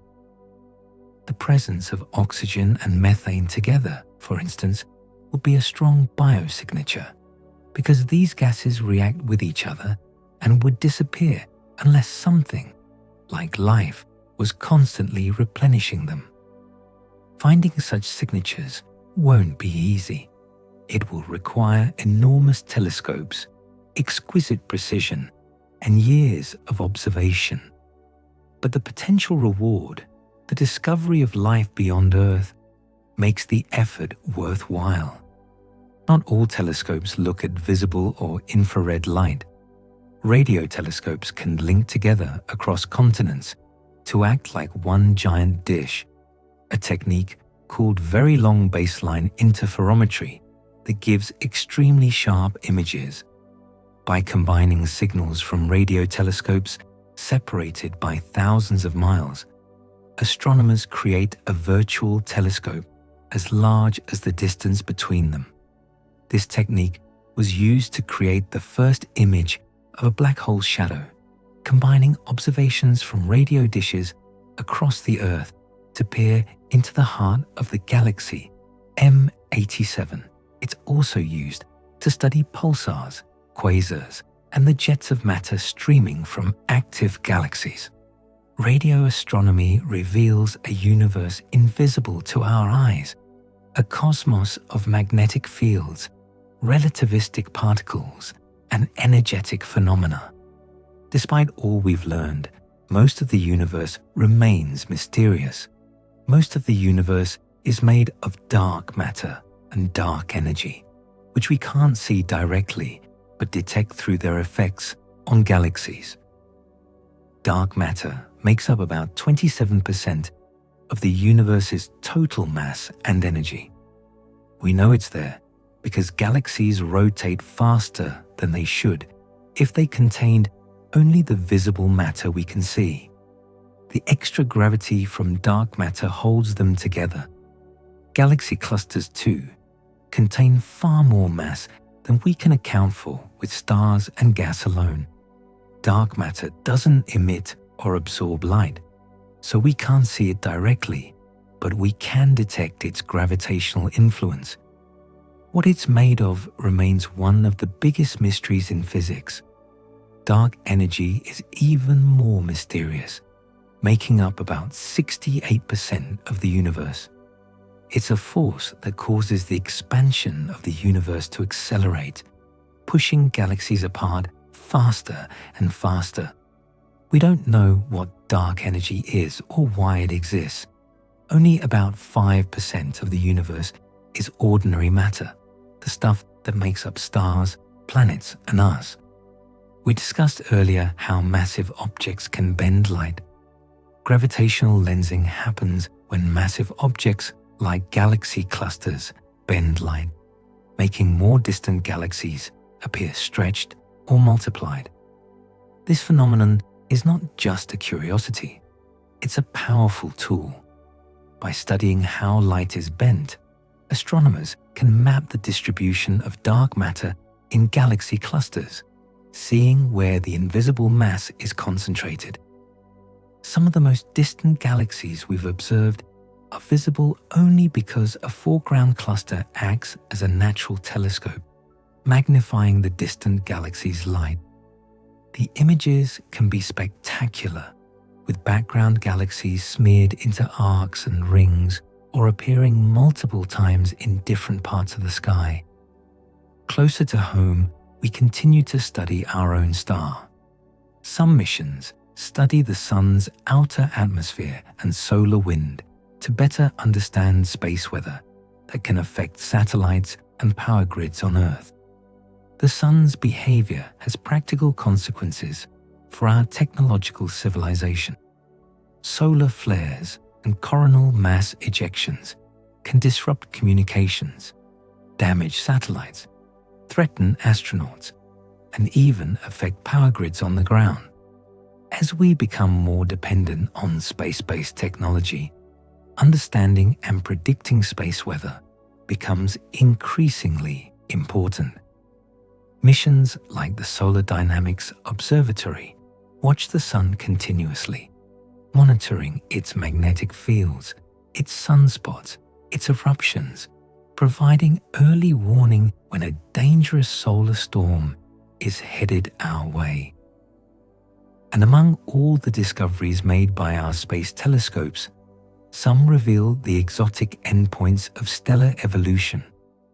Astronomers used the Hubble Space Telescope to discover an ultra-massive white dwarf star that seems to be the merged remnant of two stars instead of just one. Hubble has been observing the universe for more than 3 decades now, far exceeding its planned lifetime, and it continues to make important discoveries. This particular white dwarf, unusually massive and dense, tells us about the final stages of stellar life, about how stars in binary systems interact and merge, about the pathways that lead to supernovae. Every observation adds another piece to the puzzle, helping us understand the life cycles of stars, the production of heavy elements, the evolution of galaxies. Rest now, knowing that even as you sleep, telescopes around the world and in space are watching the cosmos, gathering light that has traveled for eons to reach us, slowly unveiling the universe's secrets. Let's continue our peaceful journey through the cosmos, turning our attention now to the future, to the missions and explorations that await us in the coming years. Humanity's relationship with the Moon is entering a new chapter. The Artemis II mission will be the first time astronauts travel around the Moon since Apollo, flying a looping path called a free return trajectory back to Earth. It's been more than half a century since the last Apollo mission carried astronauts to lunar orbit in 1972. An entire generation has grown up without witnessing humans venturing beyond low Earth orbit. Artemis II will change that. The mission will carry 4 astronauts, 3 from NASA and 1 from the Canadian Space Agency, on a journey around the Moon, testing systems and procedures for future landings. The free return trajectory is a carefully calculated path that uses the Moon's gravity to swing the spacecraft back toward Earth without requiring a major engine burn, a safety feature in case something goes wrong. The crew will fly closer to the Moon than the International Space Station orbits Earth, seeing that ancient, cratered surface up close before returning home. This mission is about more than just visiting the Moon again. The Artemis II crew will test new generation Orion spacecraft life support systems on a roughly 10-day mission in deep space. The Orion capsule is larger and more capable than the Apollo command module, designed to keep astronauts alive and comfortable for weeks in the harsh environment beyond Earth's protective magnetic field. The crew will test everything: the environmental controls, the water and waste management systems, the communications equipment, the radiation shielding. They'll verify that all the systems work as designed, that the spacecraft can sustain a crew in deep space. The lessons learned will inform the next mission, Artemis 3, which aims to land astronauts on the moon's surface for the first time in more than 50 years, including the first woman and the first person of color to walk on another world. While attention focuses on the Moon and Mars, one of the solar system's most mysterious worlds is about to receive long overdue attention. The Bepi-Colombo mission is scheduled to enter orbit around Mercury in late 2026, sending 2 orbiters to study its surface and magnetic field in detail. Bepi-Colombo, a joint mission between the European and Japanese space agencies, has been traveling through the inner solar system since its launch in 2018, using gravity assists from Earth, Venus, and Mercury itself to gradually adjust its trajectory. Mercury is a challenging destination. It's close to the Sun, where temperatures are extreme and solar radiation is intense. The spacecraft had to be specially designed to withstand this harsh environment. Once in orbit, Bepi-Colombo's 2 spacecraft will separate and study Mercury from different perspectives. They'll map the surface in unprecedented detail, study the planet's unexpectedly strong magnetic field, search for water ice in permanently shadowed polar craters, and help us understand how this small, dense, enigmatic world formed and evolved. Back at the Moon, international interest is growing. China's Chang'e 7 mission, planned for late 2026, would explore the Moon's south pole with an orbiter, lander, rover, relay satellite, and a small flying probe. The lunar South Pole is a region of intense scientific interest.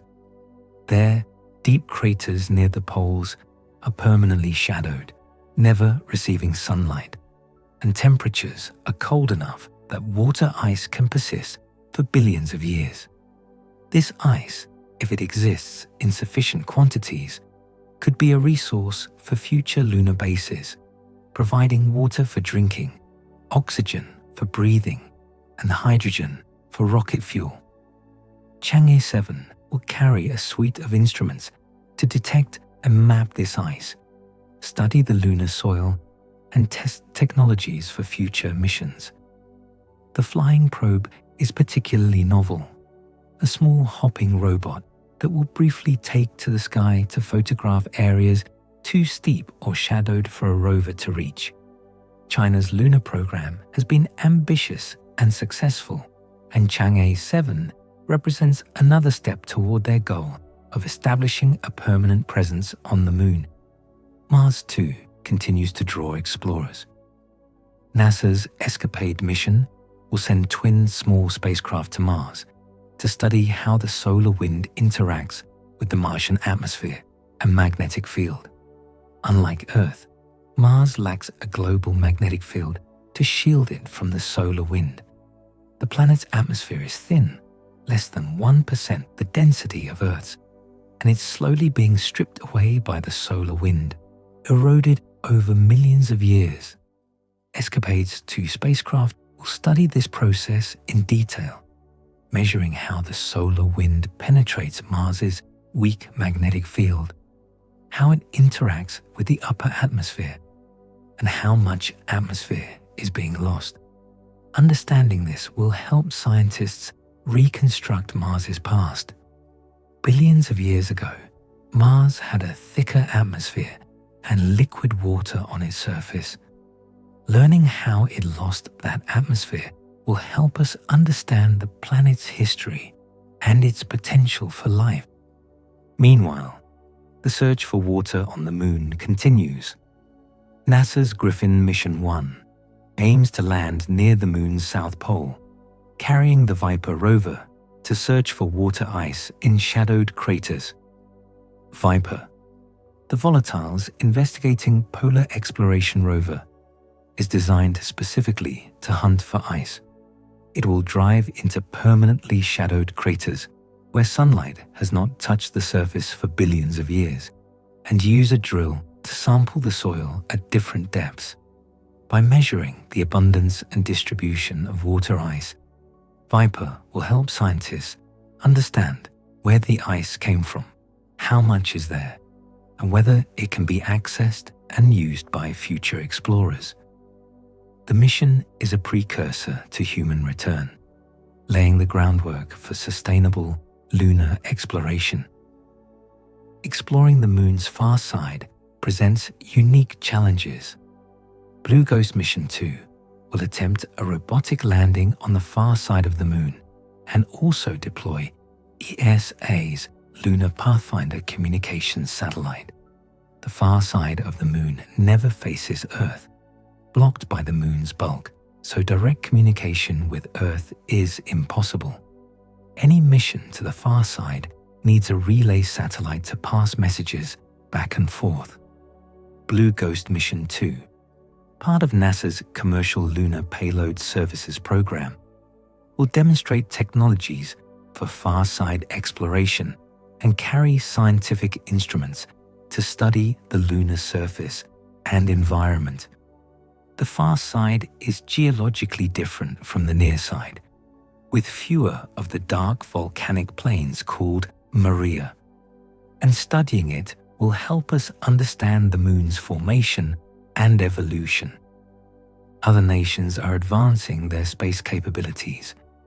India's Gaganyaan-1, planned as an uncrewed test flight, is a key step toward flying Indian astronauts to orbit on an Indian-built spacecraft. India has already demonstrated impressive capabilities with its Chandrayaan lunar missions and its Mars orbiter mission. Now it's developing human spaceflight capability. Gaganyaan-1 will test the crew module, the life support systems, the abort systems, everything needed to keep astronauts safe, but without people on board. If successful, it will pave the way for India to become the fourth nation to independently launch humans into space, joining Russia, the United States, and China. It's an exciting development, expanding the community of spacefaring nations. Closer to Earth, new methods of reaching orbit are being developed. NASA and Sierra Space plan the first orbital test of the Dream Chaser cargo spaceplane, which lands on runways like an airplane after visiting the ISS. Dream Chaser looks like a miniature space shuttle with wings and a lifting body design that allows it to glide through the atmosphere and land horizontally on a runway. Unlike cargo capsules that parachute into the ocean, Dream Chaser can return delicate experiments and samples gently. Without the jarring impact of splashdown, it can land at almost any major airport, making recovery easier. The spaceplane has been in development for years, and its first mission will mark a new era of reusable spacecraft designed to support the space station and, eventually, commercial space stations and other destinations in low Earth orbit.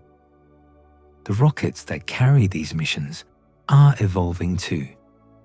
Many new rockets are expected to fly for the first time in 2026, including fully or partially reusable vehicles like Starship Block 3, Neutron, and Terran R. Reusability is transforming spaceflight, dramatically reducing the cost of reaching orbit. SpaceX's Starship, the largest and most powerful rocket ever built, is designed to be fully reusable, with both the booster and the spacecraft returning to Earth to fly again. Rocket Lab's Neutron and Relativity Space's Terran R are medium-lift rockets, smaller than Starship, but still substantial, also designed with reusability in mind. As these new vehicles prove themselves, access to space will become cheaper and more frequent, opening possibilities for science, exploration, and commerce that were unimaginable just a few years ago. Let's bring our journey through the cosmos to a gentle close.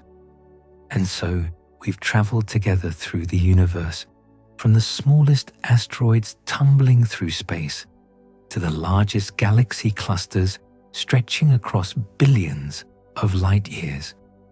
We've visited the planets of our solar system, explored distant moons with hidden oceans, gazed at dying stars shedding their outer layers, and contemplated the mysteries of dark matter and dark energy that fill the cosmos.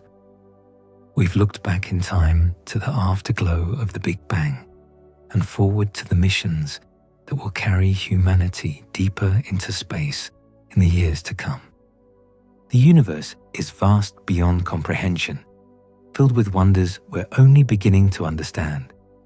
Every answer we find leads to new questions. Every discovery opens new mysteries.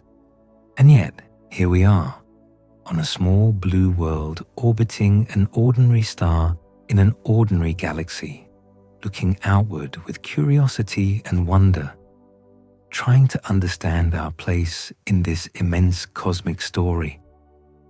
Thank you for joining me on this peaceful journey through the solar system and beyond. I hope these facts have given you something to think about as you drift off to sleep, a sense of the beauty and scale of the universe we call home. If you enjoyed this video and would like to see more like it, please consider subscribing to the channel.